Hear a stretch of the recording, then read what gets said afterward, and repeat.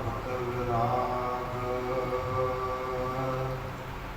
गुरु ग्रंथ साहिब बोधत बंद कर अनुराग। श्री गुर शब्द कमाए जिना जीते पंज विकार। तिन संकल कौ बंदना सिरजन परतार। एक ओंकार सतगुरु ते प्रसाद सच होए। वाहिगुरु जी की फतेह बिजन बिनासन सोए। वाहिगुरु जी की फतेह बिजन बिनासन सोए।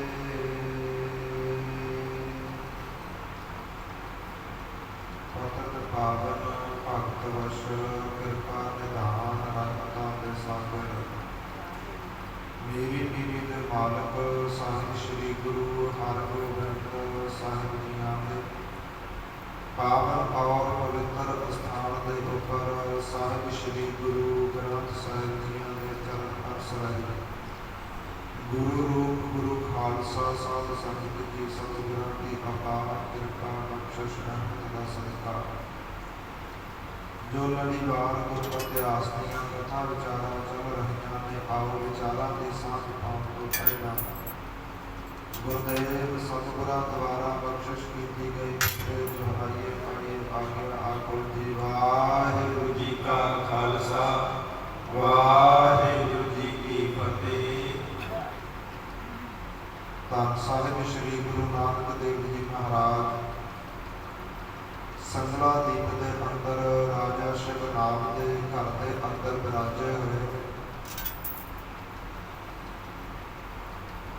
राजा शिवनाम सतगुਰਾਂ तो कष्ट योग और भगत योग बारे विस्तार के नाल सुन रहा है। धन साहिब श्री गुरु नानक देव जी महाराज कष्ट योग बारे दसते राजा शिवनाम को समझा रहे हैं कि राजा दिखावे मात्र नहीं असल दे विच सबर संतोख का जीवन बतीत करना चाहिए। जो परमेश्वर ने दिता है उसको प्राप्त करके हंकारी नहीं होना ते जो नहीं दिता ਉਹਨੂੰ सोच के दुखी नहीं होना। परमेश्वर को बुलावे नहीं देने। साहिब श्री गुरु नानक देव जी महाराज समझाते हैं कि राजा जिंदगी दे विच जदों भी दान करना है दान 3 प्रकार का होता है।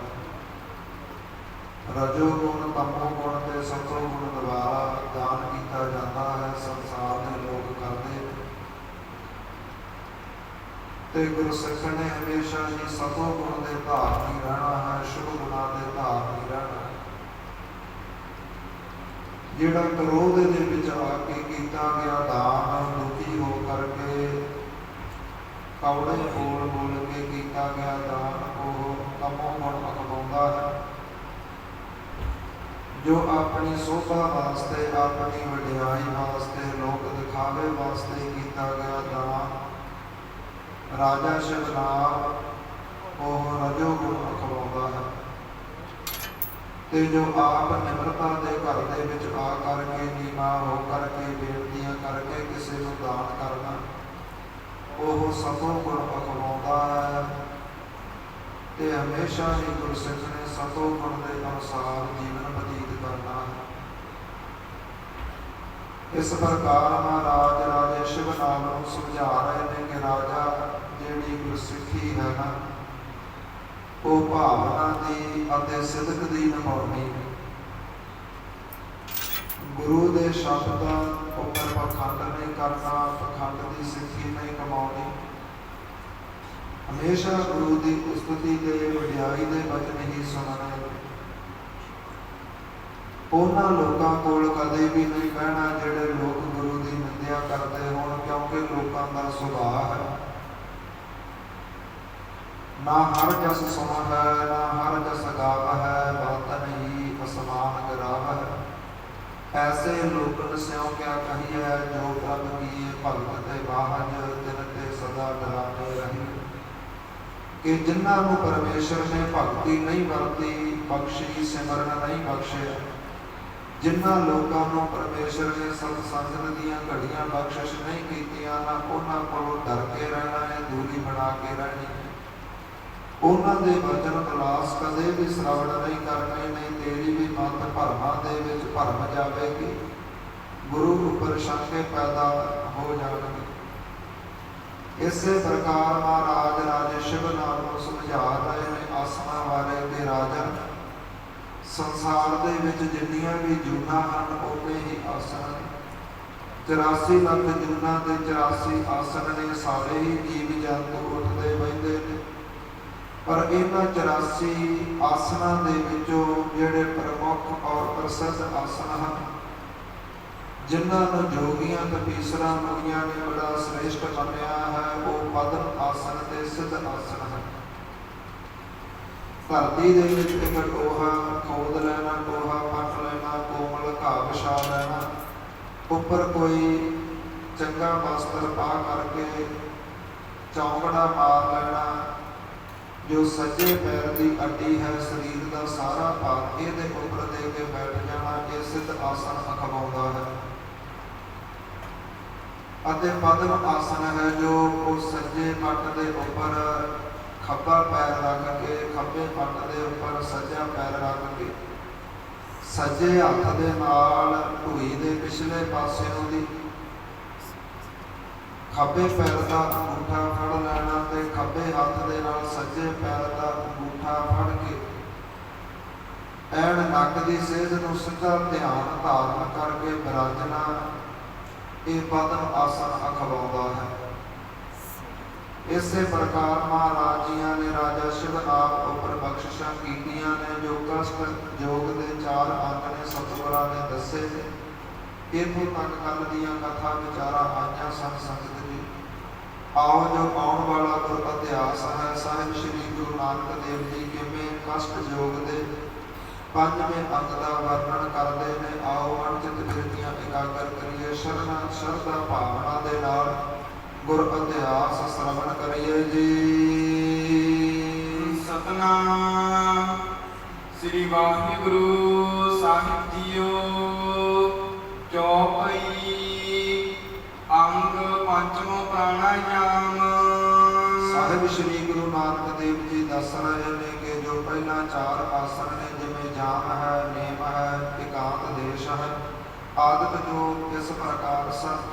ਤੇ ਮਹਾਰਾਜ ਕਹਿੰਦੇ ਜਿਹੜਾ ਪ੍ਰਾਣਾਯਾਮ ਹੈ ਨਾ, ਇਹ 5ਵਾਂ ਅੰਗ ਹੈ ਕਸ਼ਟ ਯੋਗ ਦਾ। ਪੂਰਕ ਕੁੰਭਕ ਰੇਚਕ ਨਾਮ। ਇਹ 3 ਪ੍ਰਕਾਰ ਦਾ ਹੁੰਦਾ ਹੈ। ਇਹ ਪੂਰਕ ਹੈ, ਕੁੰਭਕ ਹੈ, ਰੇਚਕ ਇਸ ਦੇ ਨਾਮ ਹਨ। ਬਾਹਰ ਦੇ ਮਨ ਸੁਰਤ ਟਿਕਾਵੇ। ਬਾਹਰਲੇ ਵਿਸ਼ੇ ਵਿਕਾਰਾਂ ਨੂੰ ਤਿਆਗ ਕਰਕੇ ਆਪਣਾ ਮਨ ਹੈ ਜੋ ਪਰਮੇਸ਼ਰ ਅੰਦਰ ਟਿਕਾਉਣਾ ਕਰੇ। ਦਹਿਨੇ ਸੁਰਤੇ ਪ੍ਰਾਣ ਚੜਾਵੇ।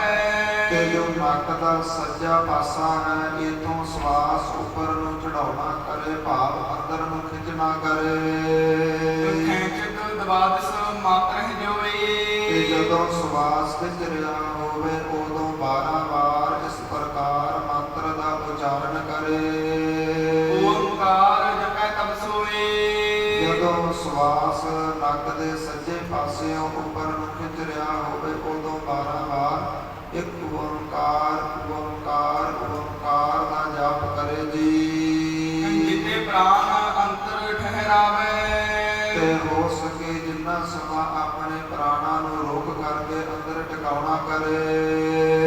ਕੁੰਭਕ ਏਤੋ ਨਾਮ ਕਹਾਵੇ। ਤੇ ਕੁੰਭਕ ਨਾਮ ਕਹਾਉਂਦਾ ਹੈ, ਇਸ ਦਾ ਨਾਮ ਕੁੰਭਕ ਕਿਹਾ ਜਾਂਦਾ ਹੈ। ਪ੍ਰਾਣਾਯਾਮ ਦੇ 3 ਹਨ, ਪੂਰਕ, ਕੁੰਭਕ ਔਰ ਰੇਚਕ। ਇਹ ਕੁੰਭਕ ਕਹਾਉਂਦਾ ਹੈ ਸੱਜੇ ਨੱਕ ਦੇ ਨਾਲ ਸਵਾਸਾਂ ਨੂੰ ਉੱਪਰ ਖਿੱਚਣਾ।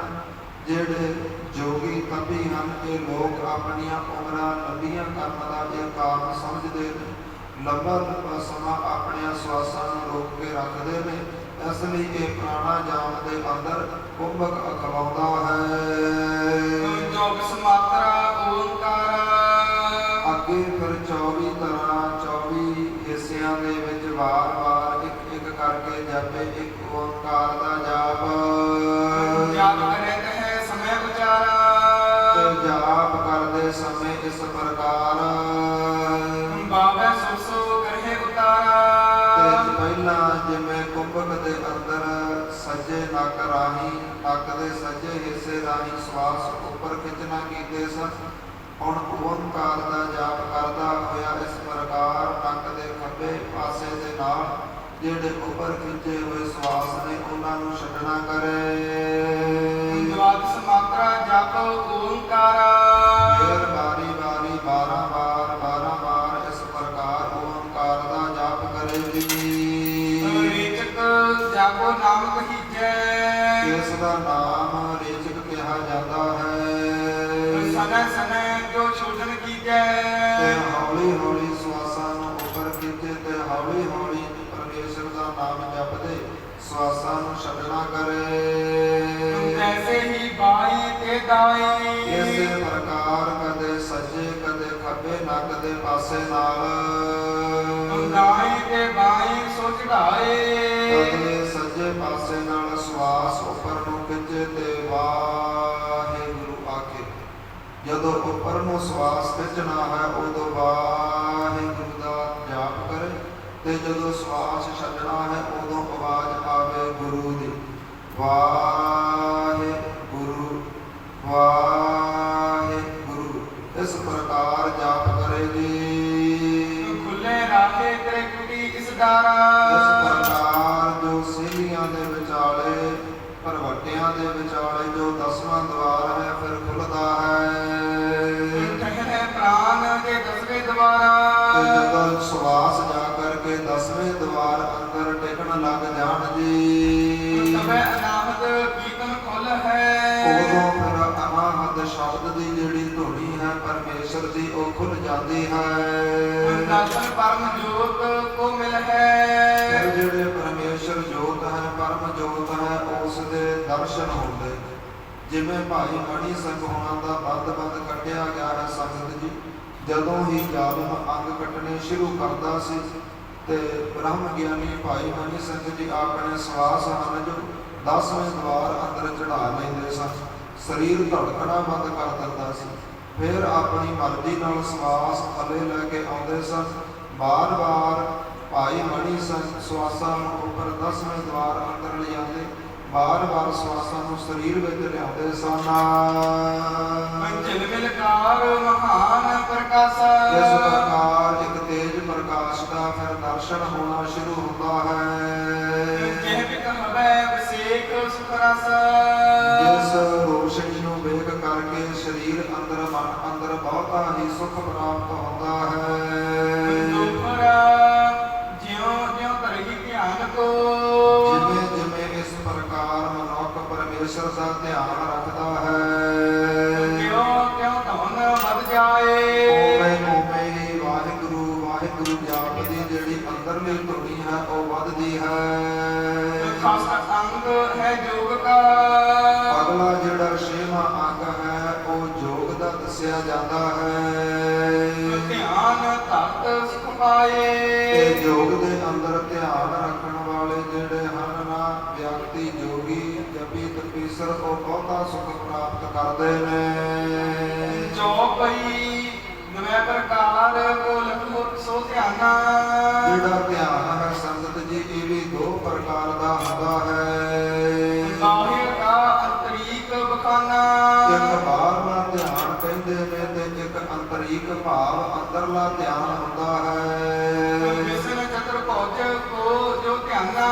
ਜਦੋਂ ਤੁਸੀਂ ਧੰਨ ਸਾਹਿਬ ਸ੍ਰੀ ਗੁਰੂ ਗ੍ਰੰਥ ਸਾਹਿਬ ਜੀਆਂ ਦੇ ਦਰਸ਼ਨ ਕਰ ਰਹੇ ਹੋ ਜਾਣ ਲਵੋ ਇਹ ਤੁਸੀਂ ਬਾਹਰਲਾ ਧਿਆਨ ਰੱਖ ਰਹੇ ਹੋ।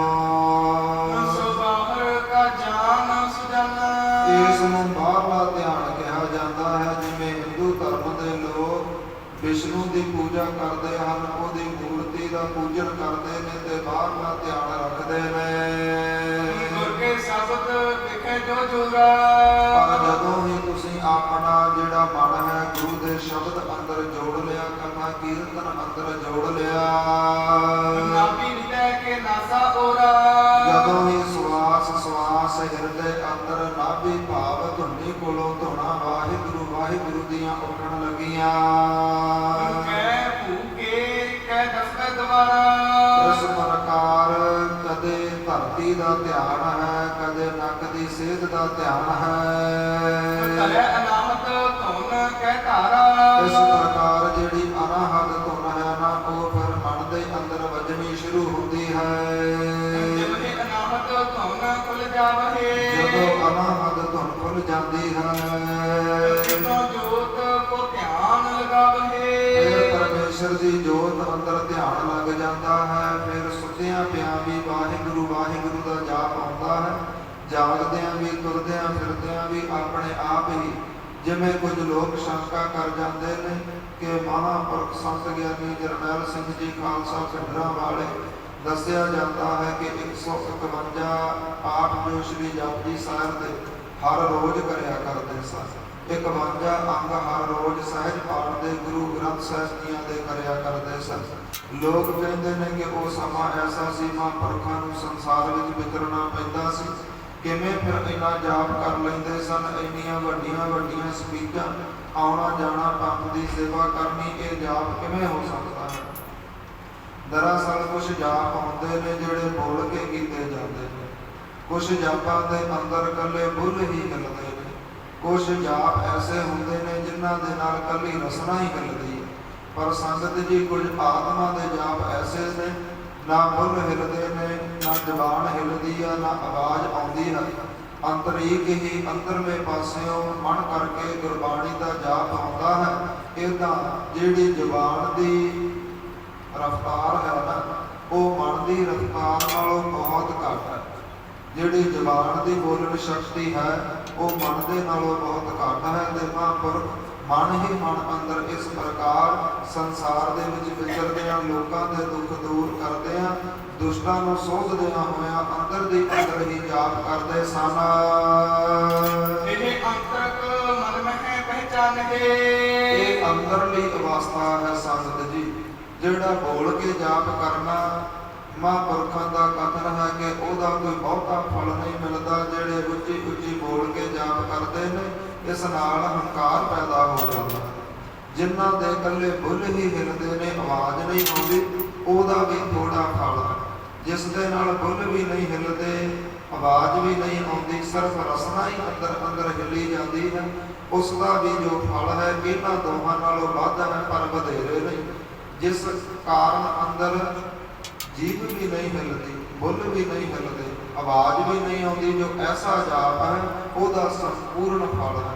ਜਥੇ ਦੇ ਵਿੱਚ ਐਸੇ ਸਿੰਘ ਸਨ ਜਿਹੜੇ ਪ੍ਰਸ਼ਾਦਾ ਛਕਦੇ ਸ਼੍ਰੀ ਜਪਜੀ ਸਾਹਿਬ ਦਾ ਪਾਠ ਅੰਦਰ ਹੀ ਅੰਦਰ ਸੰਪੂਰਨ ਕਰ ਦਿੰਦੇ ਸਨ। ਐਸੇ ਧਿਆਨ ਨੂੰ ਅੰਤਰੀਕ ਮਹਾਰਾਜ ਕਹਿੰਦੇ, ਰਾਜਾ ਸ਼ਿਵਲਾ, ਇਸ ਨੂੰ ਅੰਦਰ ਦਾ ਧਿਆਨ ਕਹਿੰਦੇ ਨੇ। ਸਤਮ ਅੰਗ ਧਾਰਨਾ ਮਨ ਹੈ। ਤੇ ਜਿਹੜਾ ਸੱਤਵਾਂ ਅਗਲਾ ਅੰਗ ਹੈ ਕਸ਼ਟ ਯੋਗ ਦਾ, ਉਸ ਨੂੰ ਧਾਰਨਾ ਕਹਿੰਦੇ ਨੇ। ਇਹ ਪ੍ਰਤਬੰਧ ਸੰਕਲਪ ਉਠਾਵਨ।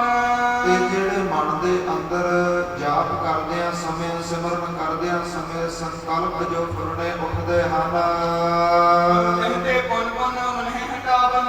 ਤੇ ਪਰਮੇਸ਼ਰ ਦਾ ਵਾਰ-ਵਾਰ ਜਾਪ ਕਰਕੇ ਜੋ ਇਹ ਰਕਾਵਟਾਂ ਮਨ ਦੇ ਅੰਦਰ ਸੰਕਲਪਾਂ ਫੁਰਨਿਆਂ ਦੀਆਂ, ਸੁਪਨਿਆਂ ਦੀਆਂ ਪੈਂਦੀਆਂ ਹਨ, ਮਹਾਰਾਜ ਕਹਿੰਦੇ ਰਾਜਾ ਪੁਨ ਪੁਨ ਜਾਪ ਕਰਕੇ ਮਨ ਤੋਂ ਇਹਨਾਂ ਸੰਕਲਪਾਂ ਨੂੰ ਦੂਰ ਕਰ ਦੇਵੇ, ਨਾਸ਼ ਕਰ ਦੇਵੇ। ਧਿਆਨ ਵਿਖੇ ਜੋੜ ਕੇ ਠਹਿਰਾਵੇ। ਤੇ ਆਪਣਾ ਮਨ ਜਦੋਂ ਵੀ ਸਤ ਸੰਗਤ ਕਰਦਾ ਹੈ, ਕਥਾ ਕੀਰਤਨ ਅੰਦਰ ਜਦੋਂ ਵੀ ਨਿਤਨੇਮ ਕਰਦਾ ਹੈ, ਗੁਰਬਾਣੀ ਵਿੱਚ ਰੱਖੇ। ਜਿਹੜੀ ਧਾਰਨਾ ਨਾਮ ਕਮਾਵੇ।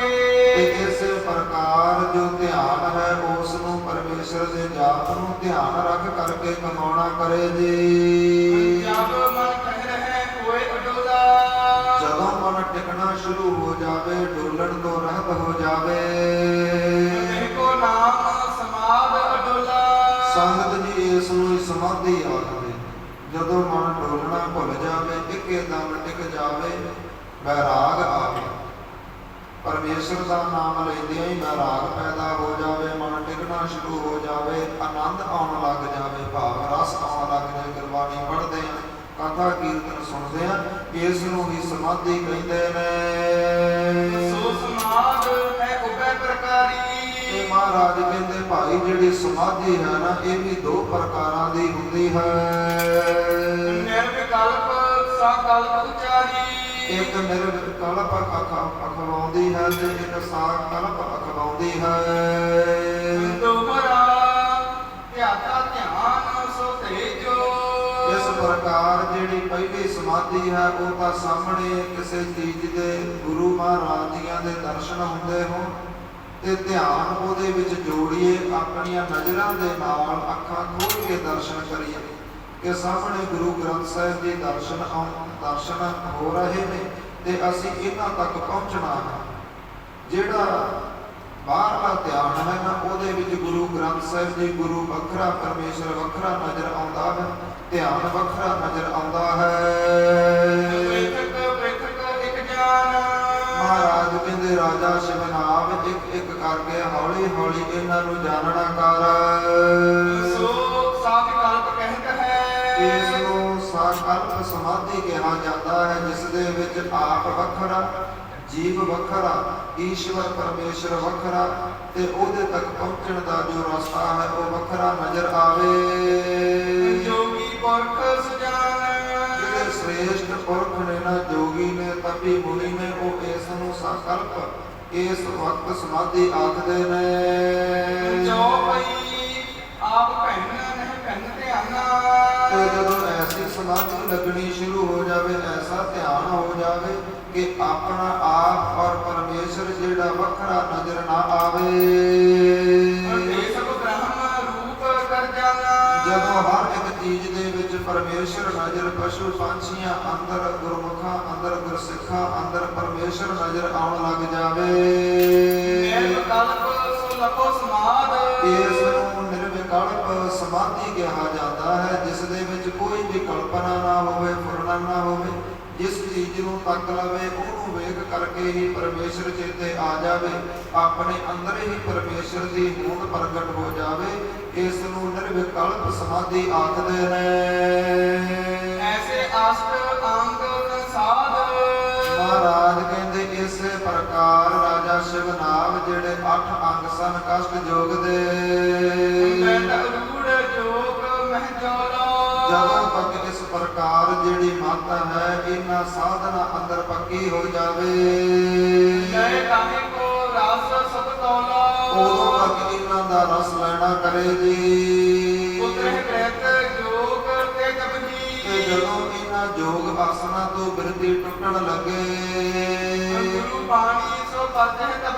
ਉਦੋਂ ਹੀ ਗੁਰਬਾਣੀ ਦਾ ਓਟ ਆਸਰਾ ਲੈ ਲਵੇ, ਉਦੋਂ ਹੀ ਗੁਰਬਾਣੀ ਪੜ੍ਹ ਲਵੇ। ਮਹਾਰਾਜ ਕਹਿੰਦੇ ਏਦਾਂ ਜਿਹੜੇ ਯੋਗ ਆਸਨ ਜਪੀ ਤਪੀ ਕਰਦੇ ਨੇ ਨਾ, ਕਸ਼ਟ ਆਸਨ ਜਿਹੜੇ ਕਰਦੇ ਨੇ, ਉਹਨਾਂ ਦਾ ਵੀ ਭਾਈ ਕਦੇ ਨਾ ਕਦੇ ਕਲਿਆਣ ਹੋ ਜਾਂਦਾ ਹੈ। ਉਹਨਾਂ ਦੇ ਵੀ ਜਨਮ ਮਰਨ ਦੇ ਜਿਹੜੇ ਬੰਧਨ ਹਨ ਉਹ ਨਾਸ਼ ਹੋ ਜਾਂਦੇ ਨੇ। ਮਹਾਰਾਜ ਜੀਆਂ ਨੇ ਰਾਜੇ ਸ਼ਿਵਨਾਭ ਨੂੰ ਦੱਸਣਾ ਕੀਤਾ ਹੈ ਕਿ ਮਨ ਨੂੰ ਪਵਿੱਤਰ ਨਿਰਮਲ ਕਰਨ ਦੇ, ਦੁੱਖਾਂ ਕਲੇਸ਼ਾਂ ਦੇ ਵਿੱਚੋਂ, ਸੰਸਾਰ ਦੇ ਜਨਮ ਮਰਨ ਦੇ ਬੰਧਨਾਂ ਚੋਂ ਨਿਕਲਣ ਦੇ ਦੋ ਰਸਤੇ ਨੇ। ਇੱਕ ਕਸ਼ਟ ਯੋਗ ਹੈ, ਇੱਕ ਭਗਤ ਯੋਗ ਹੈ। ਕਸ਼ਟ ਯੋਗ ਮਹਾਰਾਜ ਜੀਆਂ ਨੇ ਵਰਣਨ ਕਰ ਦਿੱਤੀ ਹੈ। ਮਹਾਰਾਜ ਕਹਿੰਦੇ ਹੁਣ ਭਗਤ ਯੋਗ ਦਾ ਜੋ ਰਸਤਾ ਹੈ, ਜੋ ਗੁਰਸਿੱਖਾਂ ਨੂੰ ਮਹਾਰਾਜ ਜੀਆਂ ਨੇ ਬਖਸ਼ਿਆ ਹੈ, ਜਾਣਨਾ ਕਰੋ। ਮਹਾਰਾਜ ਕਹਿੰਦੇ ਭਾਈ ਇਹ ਵੀ ਭਗਤ ਯੋਗ ਦੇ ਵੀ 8 ਅੰਗ ਨੇ।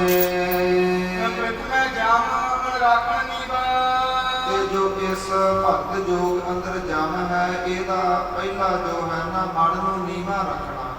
ਜਿਹੜੀ ਆਪਣੀ ਮਨ ਹੈ ਉਸ ਨੂੰ ਨੀਵਾਂ ਰੱਖਣਾ ਹੈ, ਮਤ ਨੂੰ ਉੱਚੀ ਰੱਖਣਾ ਹੈ। ਤੇ ਜਿਹੜੇ ਆਪਣੇ ਸ਼ੁਭ ਗੁਣ ਪਰਮੇਸ਼ਰ ਵੱਲੋਂ ਬਖਸ਼ੇ ਹੋਣ, ਭਾਵੇਂ ਉਹ ਕੋਈ ਵੀ ਗੁਣ ਹੋਵੇ, ਉਹਦਾ ਹੰਕਾਰ ਨਹੀਂ ਕਰਨਾ, ਹੰਕਾਰ ਨਾਸ਼ ਕਰ ਲੈਣਾ ਹੈ। ਇਹੀ ਜਮ ਅਖਵਾਉਂਦਾ ਹੈ। ਦੂਜਾ ਜਿਹੜਾ ਨੇਮ ਹੈ, ਦੂਜਾ ਜਿਹੜਾ ਅੰਗ ਹੈ ਭਾਵ ਨੇਮ, ਕਹਿੰਦੇ ਹਰ ਰੋਜ਼ ਨੇਮ ਦੇ ਨਾਲ ਸਤ ਸੰਗਤ ਕਰੇ ਭਾਈ। ਕਥਾ ਕੀਰਤਨ ਸੁਣ ਮਿਲ ਪੰਗਤ। ਤੇ ਪੰਗਤ ਸੰਗਤ ਦੇ ਵਿੱਚ ਬੈਠ ਕਰਕੇ ਕਥਾ ਔਰ ਕੀਰਤਨ ਨੂੰ ਸੁਣਨਾ ਕਰੇ। ਦੋਹਰਾ ਪੜਨ ਪਰਮੇਸ਼ਰ ਨੇ ਰਸਨਾ ਬਖਸ਼ੀ ਹੋਵੇ, ਜ਼ੁਬਾਨ ਬਖਸ਼ੀ ਹੋਵੇ ਤੇ ਬੋਲਣ ਦੀ ਸ਼ਕਤੀ, ਭਾਵ ਪੜ੍ਹਨ ਦੀ ਸ਼ਕਤੀ ਬਖਸ਼ੀ ਹੋਵੇ। ਪੜ੍ਹੈ ਨੀਮ ਕਰ ਸੋਏ। ਨੇਮ ਦੇ ਨਾਲ ਅੰਮ੍ਰਿਤ ਵੇਲੇ ਉੱਠ ਕਰਕੇ ਹਰ ਰੋਜ਼ ਵੱਧ ਤੋਂ ਵੱਧ ਜਿੰਨੀ ਹੋ ਸਕੇ ਉਨੀ ਵੱਧ ਤੋਂ ਵੱਧ ਗੁਰਬਾਣੀ ਵਾਹਿਗੁਰੂ ਦਾ ਜਾਪ ਕਰੇ। ਸੁਣਨ ਸਖਤ ਜੇ ਹੋਵਈ। ਜੇ ਮਹਾਰਾਜਿਆਂ ਨੇ ਕੰਨ ਬਖਸ਼ ਦਿੱਤੇ ਹੋਣ, ਸੁਣਨ ਸ਼ਕਤੀ ਦੇ ਦਿੱਤੀ ਹੋਵੇ। ਸੁਣੈ ਸੋ ਇਕ ਮਨ ਹੋਏ। ਜਦੋਂ ਵੀ ਸੁਣਨ ਆਵੇ, ਗੁਰੂ ਘਰ ਅੰਦਰ ਬਰਾਜੇ, ਉਦੋਂ ਆਪਣੀ ਜਿਹੜੀ ਸੁਰਤੀ ਵਰਤੀ ਹੈ ਨਾ, ਮਨ ਨੂੰ ਟਿਕਾ ਕਰਕੇ ਸੁਣਨਾ ਕਰੇ। ਜੋ ਪਈ ਤੀਜੋ ਦੇਸ ਇਕੰਤ ਬਖਾਨੈ। ਜੋ ਭਗਤ ਜੋਗ ਦਾ ਤੀਸਰਾ ਅੰਗ ਹੈ, ਜੋ ਦੇਸ਼ ਇਕਾਂਤ ਹੈ, ਇਕਾਂਤ ਦੇਸ਼ ਅੰਦਰ ਸਭ ਵਿਖੇ ਇੱਕ ਗੋਬਿੰਦ ਜਾਣੈ। ਮਹਾਰਾਜ ਕਹਿੰਦੇ ਕਸ਼ਟ ਯੋਗ ਅੰਦਰ ਜਿਹੜੇ ਜੋਗੀ ਸਨ, ਆਪਣੇ ਗ੍ਰਸਤੀ ਜੀਵਨ ਨੂੰ ਛੱਡ ਕਰਕੇ ਪਹਾੜਾਂ ਸੁਣੀ ਸਾਨ ਜਗ੍ਹਾ ਉੱਪਰ ਜਾ ਕਰਕੇ ਸਮਾਧੀਆਂ ਲਾਉਂਦੇ ਸਨ, ਇਕਾਂਤ ਜਗ੍ਹਾ ਲੱਭਦੇ ਸਨ। ਮਹਾਰਾਜ ਕਹਿੰਦੇ ਪਰ ਜੋ ਭਗਤ ਯੋਗ ਹੈ ਨਾ, ਇਹਦੇ ਵਿੱਚ ਪਰਿਵਾਰ ਦੇ ਵਿੱਚ ਰਹਿ ਕਰਕੇ ਹਰ ਇੱਕ ਵਿੱਚ ਪਰਮੇਸ਼ਰ ਨੂੰ ਜਾਣੇ। ਔਰ ਦੂਸਰਾ ਲਖਈ ਨਾਹੇ। ਤੇ ਹੋਰ ਕੋਈ ਦੂਜਾ ਜਾਣੇ ਹੀ ਨਾ। ਜਦੋਂ ਹਰ ਇੱਕ ਵਿੱਚ ਪਰਮੇਸ਼ਰ ਦੇਖਾਂਗੇ, ਫਿਰ ਕੋਈ ਦੁਸ਼ਮਣ ਨਜ਼ਰ ਨਹੀਂ ਆਵੇਗਾ। ਕਿਸੇ ਨੂੰ ਵੇਖ ਕਰਕੇ ਈਰਖਾ ਕ੍ਰੋਧ ਨਾ ਆਵੇਗਾ, ਕਾਮ ਨਾ ਆਵੇਗਾ, ਲੋਭ ਲਾਲਚ ਨਾ ਆਵੇਗਾ, ਹੰਕਾਰ ਨਾ ਆਵੇਗਾ। ਜਦੋਂ ਸਾਰਿਆਂ ਵਿੱਚ ਪਰਮੇਸ਼ਰ ਨਜ਼ਰ ਆਇਆ, ਮਹਾਰਾਜ ਕਹਿੰਦੇ ਇਸ ਨੂੰ ਹੀ ਇਕਾਂਤ ਦੇਸ਼ ਕਹਿੰਦੇ ਨੇ। ਘਰੇ ਰਹਿ ਕੇ ਹੀ ਤੂੰ ਇਕਾਂਤ ਦੇਸ਼ ਦਾ ਆਨੰਦ ਮਾਣੇਗਾ। ਏਕੋ ਵਿਆਪਕ ਸਭ ਘਟ ਮਾਹੇ। ਤੇ ਇੱਕੋ ਹੀ ਅਕਾਲ ਪੁਰਖ ਵਾਹਿਗੁਰੂ ਦੀ ਜੋਤ ਹਰ ਇੱਕ ਵਿੱਚ ਵਿਆਪਕ ਰਹੀ ਹੈ, ਪਸ਼ੂ ਪੰਛੀਆਂ ਅੰਦਰ ਵਿਆਪਕ ਰਹੀ ਹੈ। ਇਸ ਪ੍ਰਕਾਰ ਇਹ ਜਾਣ ਕੇ ਜੀਵਨ ਬਤੀਤ ਕਰੋ ਜੀ। ਚੌਥੋ ਆਸਨ ਸਮਝੋ ਚਿਤ। ਜਿਹੜਾ ਚੌਥਾ ਆਸਨ ਹੈ ਨਾ, ਉਸ ਨੂੰ ਆਪਣੇ ਮਨ ਅੰਦਰ ਜਾਣਨਾ ਕਰੋ। ਕਰੇ ਗੋਬਿੰਦ ਵਿਖੇ ਤਕ ਬ੍ਰਿੰਦ। ਇੱਕ ਅਕਾਲ ਪੁਰਖ ਵਾਹਿਗੁਰੂ ਧੰਨ ਸਾਹਿਬ ਸ੍ਰੀ ਗੁਰੂ ਗ੍ਰੰਥ ਸਾਹਿਬ ਦੀਆਂ ਅੰਦਰ, ਗੁਰੂ ਗੋਬਿੰਦ ਸਿੰਘ ਸਾਹਿਬ ਦੀਆਂ ਅੰਦਰ ਆਪਣੇ ਮਨ ਦੀ ਬਿਰਤੀ ਨੂੰ ਟਿਕਾਉਣਾ ਕਰੇ।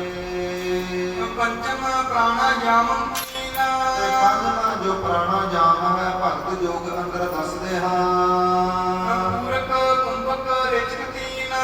ਇੱਥੇ ਵੀ ਇਹ ਤਿੰਨ ਪ੍ਰਕਾਰ ਦਾ ਹੈ, ਪੂਰਕ ਕੁੰਭਕ ਰੇਚਕ ਇਸ ਦੇ ਨਾਮ ਨੇ। ਦੋਪਰਾ ਪੂਰਕ ਗੁਰਕੇ ਬਚਨ ਸੁਣ।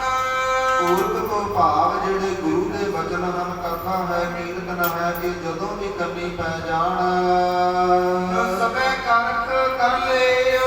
ਉਹਨਾਂ ਨੂੰ ਹਮੇਸ਼ਾ ਇਕੱਠਾ ਕਰਨਾ ਕਰੇ, ਆਪਣੇ ਵੱਲ ਖਿੱਚਣਾ ਕਰੇ, ਆਪਣੇ ਮਨ ਵਿੱਚ ਉਹਨਾਂ ਨੂੰ ਧਾਰਨ ਕਰੇ ਜੀ। ਬਾਚ ਸੁਨ ਸਮਝੀ ਵਸਤ।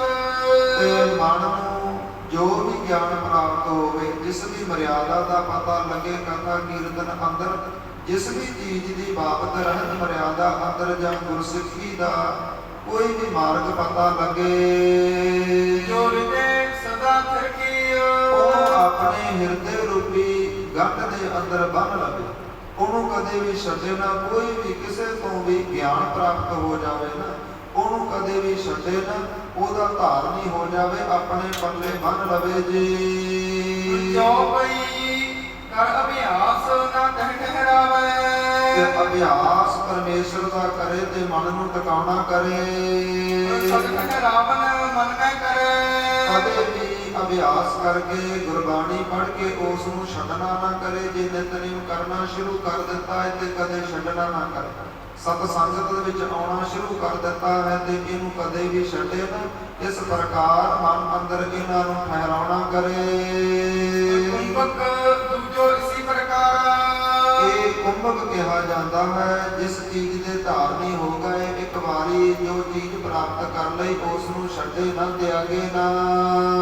ਤੀਜੋ ਰੇਚਕ ਕਰੋ ਉਚਾਰ। ਤੀਜਾ ਜਿਹੜੇ ਰੇਚਕ ਦੇ ਗੁਣ ਹਨ, ਮਹਾਰਾਜ ਕਹਿੰਦੇ ਪ੍ਰਾਣਾਯਾਮ ਅੰਦਰ ਦੱਸਦੇ ਹਾਂ।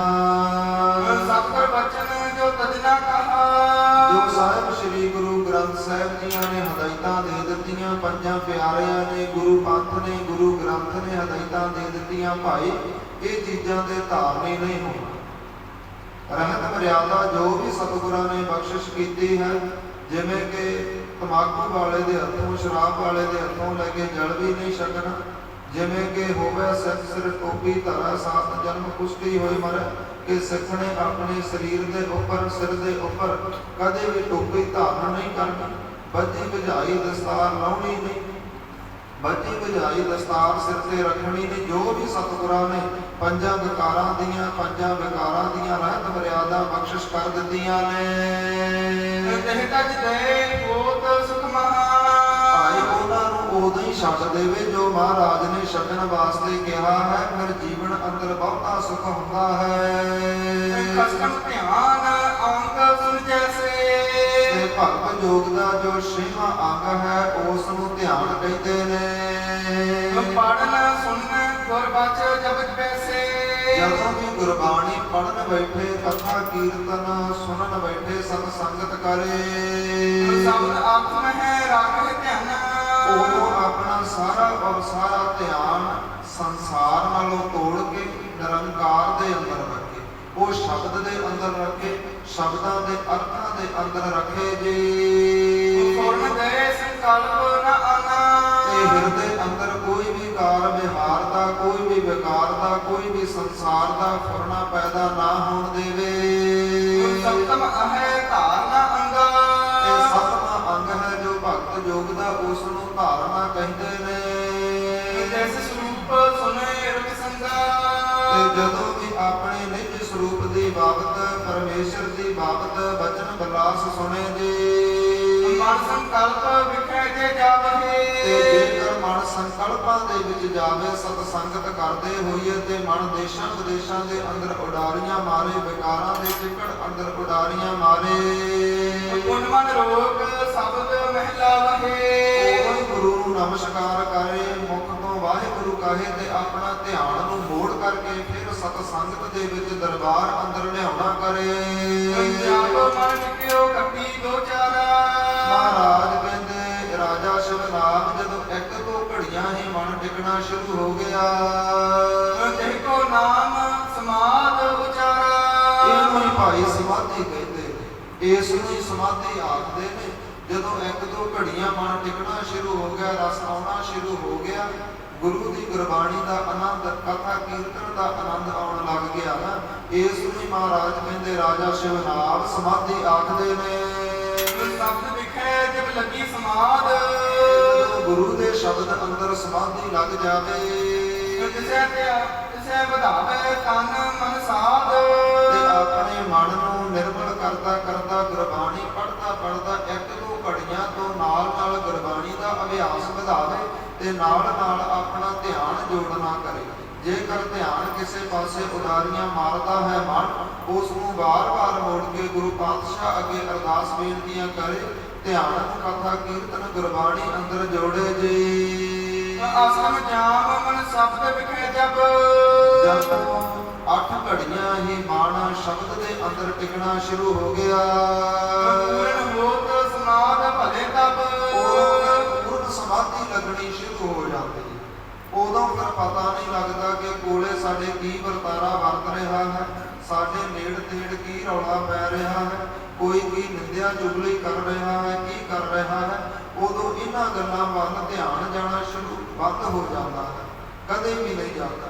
ਕਿਸੇ ਨਾਲ ਈਰਖਾ, ਕਾਮ, ਕ੍ਰੋਧ, ਲੋਭ, ਹੰਕਾਰ ਦੀਆਂ ਗੱਲਾਂ ਉਦੋਂ ਨਹੀਂ ਆਉਂਦੀਆਂ, ਸਾਰਾ ਕੁਝ ਹੀ ਨਾਸ਼ ਹੋ ਜਾਂਦਾ, ਮਿਟ ਜਾਂਦਾ ਹੈ।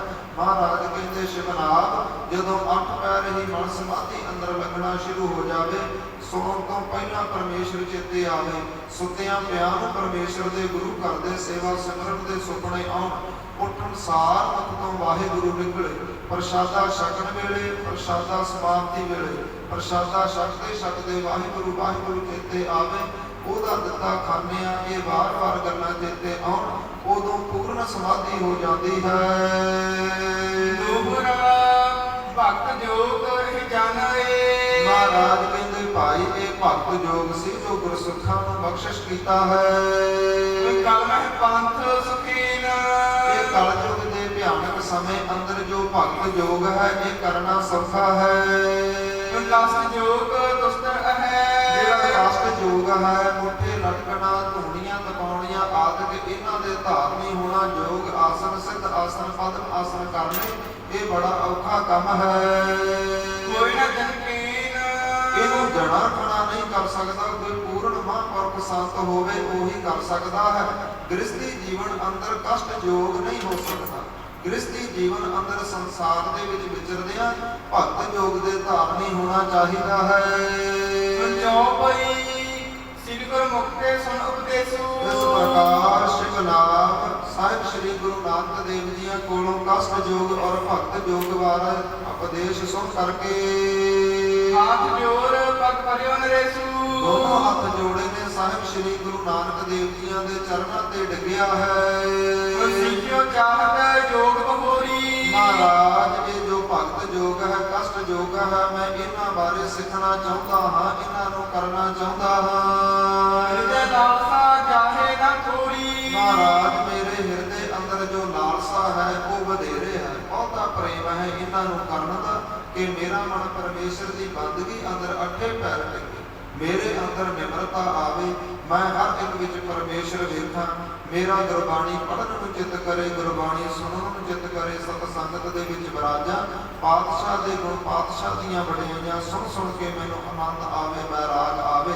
ਐਸੀ ਜਿਹੜੀ ਲਾਲਸਾ ਮੇਰੇ ਹਿਰਦੇ ਅੰਦਰ ਮਹਾਰਾਜ ਥੋੜੀ ਨਹੀਂ, ਇਹ ਸਮੁੰਦਰ ਵਾਂਗ ਵਧੇਰੇ ਛੱਲਾਂ ਮਾਰ ਰਹੀ ਹੈ। ਇਸ ਪ੍ਰਕਾਰ ਰਾਜਾ ਸ਼ਿਵਨਾਰ ਗੁਰੂ ਨਾਨਕ ਦੇਵ ਜੀਆਂ ਦੇ ਚਰਨ ਫੜ ਕਰਕੇ ਮਹਾਰਾਜ ਜੀਆਂ ਦੇ ਪੂਰੇ ਬੇਨਤੀਆਂ ਕਰ ਰਿਹਾ ਹੈ। ਇੱਥੋਂ ਤੱਕ ਅੱਜ ਦੀ ਕਥਾ ਵਿਚਾਰ ਆਈ ਹੈ। ਆਪ ਜੀਆਂ ਨੇ ਪਿਛਲੇ ਦਿਨਾਂ ਤੋਂ ਕਸ਼ਟ ਯੋਗ ਔਰ ਭਗਤ ਯੋਗ ਦੀ ਬਾਬਤ ਜੋ ਇਹਨਾਂ ਦੇ 8 ਅੰਗ ਹਨ ਉਹਨਾਂ ਦੀਆਂ ਵਿਚਾਰਾਂ ਸਰਵਣ ਕੀਤੀਆਂ ਨੇ। ਆਪਾਂ ਵੀ ਭਗਤ ਯੋਗ ਦੇ ਧਾਰਨੀ ਹੋਈਏ, ਕਿਉਂਕਿ ਮਹਾਰਾਜ ਜੀਆਂ ਨੇ ਕਸ਼ਟ ਯੋਗ ਨੂੰ ਬਹੁਤੀ ਮਹਾਨਤਾ ਨਹੀਂ ਦਿੱਤੀ। ਇਹ ਜਿਹੜੇ ਲੋਕ ਗ੍ਰਸਤ ਨੂੰ ਛੱਡ ਕਰਕੇ ਜੰਗਲਾਂ ਦੇ ਵਿੱਚ ਚਲੇ ਜਾਂਦੇ ਨੇ, ਮਹਾਂਪੁਰਖ ਜੋ ਹੁੰਦੇ ਨੇ, ਜੋਗੀ ਯਤੀ ਹੁੰਦੇ ਨੇ, ਉਹੀ ਇਹਨਾਂ ਦੇ ਧਾਰਨੀ ਹੁੰਦੇ ਨੇ। ਜੋ ਗ੍ਰਸਤੀ ਲੋਕ ਨੇ ਸੰਸਾਰ ਦੇ ਵਿੱਚ ਵਿਚਰਨ ਵਾਲੇ, ਉਹ ਭਗਤ ਯੋਗ ਦੇ ਧਾਰਨੀ ਹੁੰਦੇ ਨੇ। ਇਸ ਪ੍ਰਕਾਰ ਅੱਜ ਦੀਆਂ ਕਥਾ ਵਿਚਾਰਾਂ ਆਈਆਂ ਨੇ ਸੰਗਤ ਜੀ। ਹੋਈਆਂ ਭੁੱਲਾਂ ਚੁੱਕਾਂ ਦੀ ਖਿਮਾ ਬਖਸ਼ਣੀ, ਗੁਰੂ ਕਾ ਇਤਿਹਾਸ, ਗੁਰੂ ਕਾ ਸ਼ਬਦ ਜਾਣ ਕੇ ਹਿਰਦਿਆਂ ਵਿੱਚ ਵਸਾਉਣਾ, ਅਰਦਾਸ ਕਰਨੀ ਕਿ ਜੋ ਕਵੀ ਸੰਤੋਖ ਸਿੰਘ ਜੀਆਂ ਦੁਆਰਾ ਇਹ ਮਹਾਨ ਇਤਿਹਾਸ ਲਿਖਿਆ ਗਿਆ ਹੈ, ਇਹਨਾਂ ਦੇ ਸ਼ੁੱਧ ਅਰਥ ਕਰਨ ਦੀ ਪਰਮੇਸ਼ਰ ਦਾਤ ਬਖਸ਼ ਦੇਵੇ, ਮਿਹਰ ਕਰ ਦੇਵੇ। ਇਸੇ ਪ੍ਰਕਾਰ ਜਿਹੜੀਆਂ ਕਥਾ ਵਿਚਾਰਾਂ ਹਨ ਇਹ ਸਰਕਾਰੀ ਦੁਨਿਆਵੀ ਕੁਦਰਤਾਂ ਤੇ ਵਿਘਨਾਂ ਤੋਂ ਰਹਿਤ ਰਹਿ ਕਰਕੇ ਹਰ ਰੋਜ਼ ਇਸੇ ਪ੍ਰਕਾਰ ਅਸੀਂ ਗੁਰੂ ਦਾ ਇਤਿਹਾਸ ਸਰਵਣ ਕਰਕੇ ਆਨੰਦ ਮਾਣਦੇ ਰਹੀਏ। ਹੋਈਆਂ ਭੁੱਲਾਂ ਦੀ ਖਿਮਾ। ਆਓ ਆਨੰਦ ਸਾਹਿਬ ਦੀ ਗੁਰਬਾਣੀ ਦੇ ਨਾਲ ਜੁੜੀਏ, ਸਮਾਪਤੀ ਕਰੀਏ। ਸਤਿਨਾਮ ਸ਼੍ਰੀ ਵਾਹਿਗੁਰੂ ਸਾਹਿਬ ਜੀ। ਰਾਮਕਲੀ ਮਹੱਲਾ ਤੀਜਾ। ਆਨੰਦ ਇੱਕ ਓੰਕਾਰ ਸਤਿਗੁਰ ਪ੍ਰਸਾਦ। ਆਨੰਦ ਭਇਆ ਮੇਰੀ ਮਾਏ, ਸਤਿਗੁਰੂ ਮੈਂ ਪਾਇਆ, ਸਤਿਗੁਰ ਤਾਂ ਪਾਇਆ ਸਹਿਜ ਸੇਤੀ, ਮਨ ਵਜੀਆਂ ਵਾਧਾਈਆਂ। ਰਾਗ ਰਤਨ ਪਰਵਾਰ ਭਰੀਆ ਸਬਦ ਗਾਵਣ ਆਈਆਂ, ਸਬਦੋ ਤਾਂ ਗਾਵਹੁ ਹਰਿ ਕੇਰਾ, ਮਨ ਜਿਨੀ ਵਸਾਇਆ। ਕਹੈ ਨਾਨਕ ਆਨੰਦ ਹੋਆ, ਸਤਿਗੁਰੂ ਮੈਂ ਪਾਇਆ। ਏ ਮਨ ਮੇਰਿਆ ਤੂੰ ਸਦਾ ਰਹੋ ਹਰ ਨਾਲੇ, ਹਰ ਨਾਲ ਰਹੋ ਤੂੰ ਮਨ ਮੇਰੇ, ਦੁਖ ਸਭ ਵਿਸਾਰਨਾ। ਅੰਗੀਕਾਰ ਉਹ ਕਰੇ ਤੇਰਾ ਕਾਰਜ ਸਭ ਸਵਾਰਨਾ, ਸਭਨਾ ਗੱਲਾਂ ਸਮਰੱਥ ਸੁਆਮੀ, ਸੋ ਕਿਉ ਮਨੋ ਵਿਸਾਰੀ। ਕਹੈ ਨਾਨਕ ਮਨ ਮੇਰੇ ਸਦਾ ਰਹੋ ਹਰ ਨਾਲੇ, ਸਾਚੇ ਸਾਹਿਬਾ ਕਿਆ ਨਾਹੀ ਕਰਤੇ ਰਹਿ, ਕਰਤਾ ਤੇਰਾ ਸਭ ਕੁਛ ਹੈ, ਤਿਸ ਤੇਰੇ ਸੋ ਪਾਵੈ।